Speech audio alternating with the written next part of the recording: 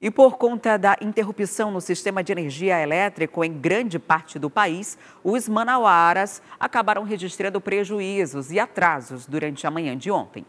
Nas ruas da capital amazonense, a manhã de terça-feira amanheceu cinzenta e sem energia elétrica. No trânsito, a maioria dos semáforos estavam assim, desligados. Nos postos de combustíveis, os carros se acumulavam na tentativa de abastecer, mas as bombas também não funcionavam. Seu Afonso é taxista e, sem poder abastecer, já contabilizava o prejuízo na renda do dia. Estou aqui mais ou menos 15 minutos. Aguardando a energia chegar para eu poder abastecer o meu carro, para eu poder trabalhar. De que forma que esse blackout está atrasando o seu dia? As minhas finanças, né? Que eu devo pagar, os meus débitos, as minhas dívidas. E eu dependo desse transporte, dependo do combustível, que é o gás, que é mais em conta para mim.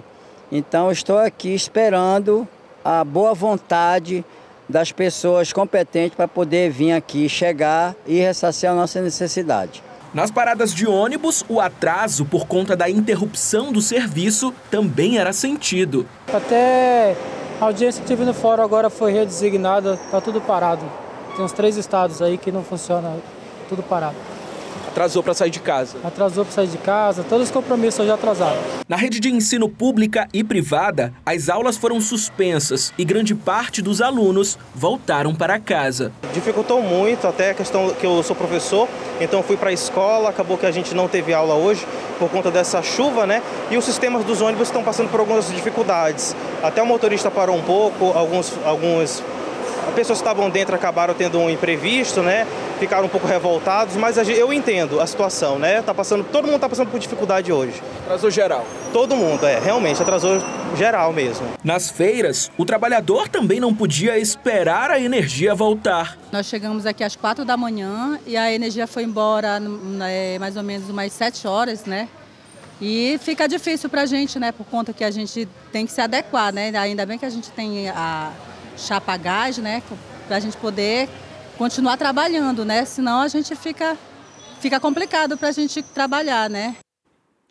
E o apagão registrado ontem deixou unidades de saúde em alerta aqui na capital. Pronto-socorros utilizaram o Plano C para a segurança de pacientes em estado grave. As consultas eletivas foram suspensas por causa do apagão. Aquelas consultas que já estavam agendadas há algum tempo. Aqui nesta unidade básica de saúde, no bairro Flores, segundo os funcionários, aproximadamente 30 mulheres seriam atendidas, fariam preventivo e as gestantes também iriam se consultar com o especialista. Só que acabaram indo embora. A fila foi desfeita e agora o portão está trancado. Até porque o Cisreg também não pode ser acessado. A energia, a falta dela, acabou prejudicando todos os atendimentos, tanto da manhã quanto da tarde. O atendimento foi todo cancelado hoje por causa do apagão. Não temos previsão, né? Os pacientes esperando, a gente teve que comunicar e não tem como reagendar até agora, porque ainda ninguém deu uma atitude para a gente, para ver como vai ficar o procedimento do dia de hoje, né? Esperando chegar para poder ter a remarcação dos pacientes de hoje. Nesta policlínica, uma das principais da zona norte da cidade, o atendimento não foi alterado. A rotina se manteve a mesma, tanto para os pacientes como para os profissionais de saúde. Isso porque um gerador ficou ligado, alimentado por óleo diesel. A rotina seguiu dentro da normalidade. Na hora de passar no Cisreg, deu um pânico, mas um técnico foi lá, já arrumou, já fui atendido, já marquei minha consulta. Foi atendida aqui na emergência? Fui atendida na emergência e no Cisreg também. Hospital e Pronto-Socorro, o Dr. Platão Araújo, bastante conhecido por receber pacientes, muitas vezes em estado grave e que precisam passar por cirurgia. Como fica a situação dos pacientes em um apagão como desta terça-feira? Existem 3 planos, o A, o B e o C. Assim que a energia foi embora, entrou em ação o plano B, o gerador foi acionado e ligou em aproximadamente 10 segundos. Caso ele venha a falhar do lado de fora, existe aqui um serviço da Amazonas Energia para fazer com que este alimentador ou os próximos, como do outro lado da rua, eles possam alimentar todo o hospital, já que durante o apagão muitos pacientes estavam em um procedimento cirúrgico. Essa medida é adotada para não colocar em risco a vida de ninguém que esteja internado aqui na unidade. Em nota, a Secretaria Municipal de Saúde informou que a falta de energia prejudicou a capital como um todo. As usuárias que não foram atendidas terão consultas e procedimentos reagendados. A Censa ressalta que não trabalha com urgência e emergência, como é o caso dos pronto-socorros e hospitais, mas na atenção primária, que atua na prevenção de doenças e agravos de saúde. Em relação à rede estadual, você viu como foi feito, né, esse atendimento para as pessoas que estão em situação de necessidade urgente de aparelhos ligados à eletricidade. Algumas pessoas, elas precisam de equipamentos em casa e existe dentro da Amazonas Energia também um fornecimento de geradores para essas famílias quando há uma possibilidade de tempo maior de falta de energia elétrica, porque algumas pessoas precisam de aparelhos ligados 24 horas ainda que estejam em casa. Então elas fazem parte de um programa e quando falta energia nessas residências, eles recebem essa comunicação de imediato. E os passageiros do transporte rodoviário precisaram ter paciência ontem, durante esse apagão que afetou quase todo o país. Na rodoviária de Manaus, a falta de internet obrigou os funcionários a trabalharem de forma manual e a espera chegou a mais de 50 minutos. Falta energia e o sistema também fica suspenso. Só que no aeroporto de Manaus, tudo continuou fluindo normalmente. Bom para Michele, que está voltando para casa, mora em Curitiba. E apesar do apagão ter prejudicado toda a cidade, não vai prejudicar que a senhora chegue no seu destino, né? Com certeza que não. Já vou, meu irmão já está esperando por lá, a gente daqui a pouco tá. Se Deus quiser, der tudo certo, a gente vai estar lá. Apesar do apagão não ter prejudicado o sistema do aeroporto de Manaus, por outro lado, na rodoviária teve bastante problemas. A população não conseguiu, por exemplo, comprar passagens e também não conseguiu pedir motorista por aplicativo. Isso quem chegava a Manaus. Sem sistema, tudo atrasa. Tudo no manual, escrevendo um por um. A energia retornou na rodoviária às 9h13. Só que o trabalho já estava comprometido. Afetou a gente no tempo, principalmente, né? Tempo é dinheiro. Então, não somente como agência, mas para nós como funcionários, né? Que dependemos da comissão para trabalhar, né? Para nos sustentar. Isso acabou impactando direto. Cerca de mais ou menos 1h30, 2h30 parado. O WhatsApp que a gente não atende, clientes que vêm presencialmente diretamente na agência para fazer a compra e a gente não pode oferecer o serviço. Com o sinal de internet oscilando, fica difícil chamar motorista por aplicativo. Mari Rúbia veio do Rio Preto da Eva para fazer exames. Está com 50 minutos de espera para conseguir transporte. Eu vim para fazer exames de rotina, né, exames de sangue. E eu estou aguardando, porque eu fiquei mais de meia hora sem conseguir contato nenhum com a internet, né? Eu preciso de um Uber para mim chegar lá. O jeito é ter paciência para chegar em casa. Estou tentando aqui, chegar em casa. Tá difícil. Tá difícil. Olha, dentre tantos problemas causados, uma cena inusitada aconteceu durante esse apagão. Por conta dele, uma empresa que vende picolé teve prejuízo de cerca de R$6 mil. E o que eles decidiram fazer, então, para não desperdiçar o produto? Eles foram às ruas e distribuíram pelo menos 2.000 picolés à população. Em plena Avenida Djalma Batista, na zona Centro-Sul, a movimentação atraiu alguns curiosos. Distribuição de picolé para quem passava na calçada ou trafegava pela via. Calorzão desse de Manaus, aí vem um rapaz faz a boa dessa, com certeza fico muito feliz, né?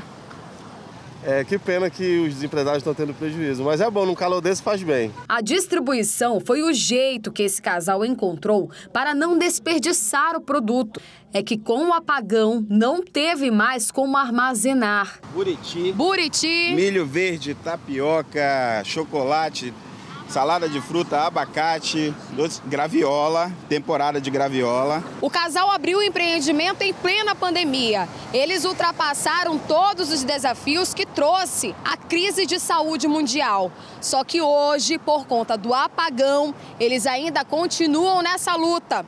Só nesta terça-feira tiveram prejuízo de R$6 mil. A falta de luz, infelizmente, né, o nosso picolé, o nosso produto é picolé, ele é perecível, ele derrete. Então, assim, nós tínhamos em estoque mais de 2.000 picolés e para não derreter, não ir por ralo, nós resolvemos retribuir à sociedade, que são os nossos clientes, né? Mesmo com prejuízo, pelo menos atraiu potenciais clientes e deu para fazer a população esquecer um pouco da manhã de transtornos por falta de energia. Tinha uma consulta marcada já tem um bom tempo, né? Mas aí foi reagendado. Pelo menos ganhou picolé. Sim, ganhou picolé, menos mal, né? No linguajar bem manauara, né? Morreu de colar. Calor, sem energia, picolé de graça. E parabéns pela iniciativa, né, da empresa aí, que já ia ter esse prejuízo, mas decidiu pelo menos fazer o bem nesse dia, né? Aliviar um pouquinho do calor para essas pessoas. Imagina, no meio da Dilma Batista, calorzão, um picolé da massa. E fez diferença na vida de quem recebeu, em compensação, um belo de um prejuízo por conta da falta de energia. Prejuízo que não se concentrou apenas aqui, se espalhou também para o interior do estado. Parintins também ficou horas sem energia elétrica e, pior, sem água. A cidade foi uma das últimas do país a ter a energia restabelecida. A falta de energia elétrica em Parintins, em meio a alta temperatura na cidade, fez com que muitas famílias ficassem em frente às suas casas para não sentirem tanto calor. Na ilha, além da energia, a população também ficou 6 horas sem sinal de internet e 6 horas sem água, porque o Serviço Autônomo de Água e Esgoto do município não tem gerador próprio. Desde o mês passado, Parintins está interligada ao Sistema Nacional de Energia por meio do Linhão de Tucuruí. Mas, segundo esta moradora, nas últimas semanas são constantes as quedas e apagões de energia na cidade. E não é a primeira vez que isso acontece, né?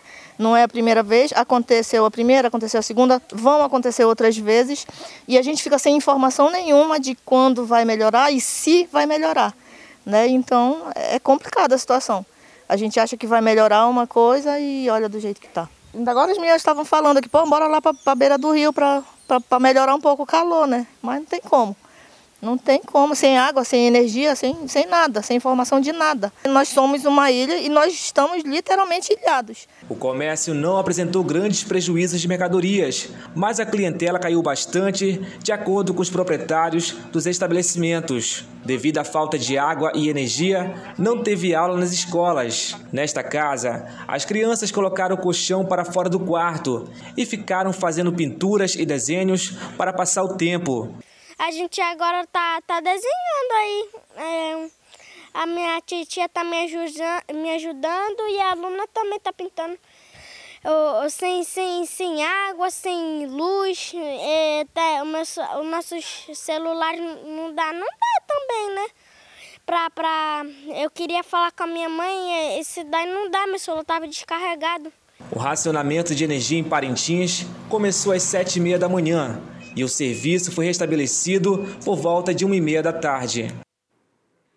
Olha, acho que o celular foi uma das coisas que mais preocupou as pessoas ontem, né? Porque além de ficar sem conseguir carregar, o serviço de telefonia parou de funcionar em algumas operadoras. Transporte por aplicativo, por exemplo, não dava para ser acionado. Foi um dano muito grande e trouxe impacto para milhões de pessoas em todo o país, porque o país quase que todo ficou sem energia elétrica. Inclusive, nos últimos 24 anos, o Brasil já teve 5 grandes apagões que afetaram milhões de pessoas em todo o país. A gente vai relembrar os anos em que isso aconteceu. Talvez você não se lembre de parte deles, porque nós aqui no Amazonas não fomos impactados pelos primeiros, né? Aqui em 1999, houve uma sobrecarga no sistema que deixou 10 estados e o Distrito Federal sem luz. Aqui, nesse caso, mais de 74 milhões de pessoas afetadas. 2009, Brasil e Paraguai. Falha nas 3 linhas de transmissão de Itaipu, 90 milhões de pessoas. Em 2011, o Nordeste. falha na subestação de divisa com Pernambuco e a Bahia, e ali 47 milhões de pessoas. A gente ainda não estava interligado nesse sistema. Aí, agora a gente passa para os outros anos, né, os anos dos apagões seguintes, que já nos afetaram. 2018, uma falha na linha de transmissão de Belo Monte deixou 70 milhões de pessoas afetadas. 2020, no Amapá, um incêndio na principal subestação do estado deixou 800 mil pessoas afetadas. E a gente segue agora com esse apagão em 2023, que deixou o país quase todo. Essa imagem, se observar bem, só tem uma lâmpada acesa aqui em Roraima. A Roraima representa aquela frase que toda mãe fala: você não é todo mundo? Pois é, você não é todo mundo. Todo mundo sem energia e só Roraima com energia elétrica. Por quê? Não está interligada ainda no operador nacional, no SIM, no Sistema Interligado Nacional, que hoje está conectado. O Amazonas, durante muito tempo, ficou fora, porque ainda não tinha a interligação de Tucuruí. O linhão de Tucuruí interligou Manaus e cidades da região metropolitana em 2013. De lá para cá, a gente entrou naquele sistema de bandeiras tarifárias também, né, de compensar o pagamento de energia de acordo com a dificuldade que se tem para fazer a captação dela. Mas Roraima ainda não está nesse sistema, é o único estado do país que está faltando, o resto todo já está. Alguns municípios do interior do Amazonas também não foram afetados ontem, porque não estão ainda nesse mesmo sistema de energia. Alguns ainda estão abastecidos por termoelétricas. Inclusive, a usina de Baubina ontem supriu a necessidade de alguns setores aqui no Amazonas, os setores essenciais, por conta desse apagão que pegou todo mundo de surpresa. E a gente vai seguir falando sobre ele agora ao vivo com o Igor Damasceno, que está lá em Brasília, né? Foram pelo menos 6 horas ontem desse blackout no país e o Ministério de Minas e Energia afirmou que o Sistema Nacional está restabelecido. E eu converso com o Igor agora. O Igor, ontem, quando você estava ao vivo, na primeira participação aqui no Manhã no Ar, faltou energia para mim. Mas para você continuou, né? Você continuou falando, a TV continuou no ar. Depois, no finzinho do programa, houve mais uma vez a queda, que já foi essa generalizada no país inteiro, né? Aqui nós temos geradores, mas o país todo ficou sem o Manhã no Ar, inclusive, sem as programações, porque não tinha acesso à televisão, por exemplo. Como que foi o dia aí em Brasília? Houve muitos problemas? O caos se instalou, como a gente viu aqui em Manaus? Ou foi mais fácil? E traz para a gente também os detalhes do que foi prometido, de como isso foi resolvido e se há alguma garantia de que não teremos um novo apagão. Bom dia para você. Adriane, aqui em Brasília a situação foi um pouquinho mais tranquila do que foi aí em Manaus. Nós temos 3 milhões de habitantes aqui em Brasília e a estimativa da Neoenergia, que é a companhia energética do Distrito Federal, é que apenas 500 mil pessoas tenham sido impactadas pelo apagão. Houve falha de energia até no Supremo Tribunal Federal, só que ali a situação foi resolvida em menos de 10 minutos. Mas aqui no Distrito Federal os impactos foram bem menores se comparados aos estados do norte ou do nordeste do país. A situação foi rapidamente controlada. Aqui em casa, inclusive, nem faltou energia, foi bem tranquilo mesmo.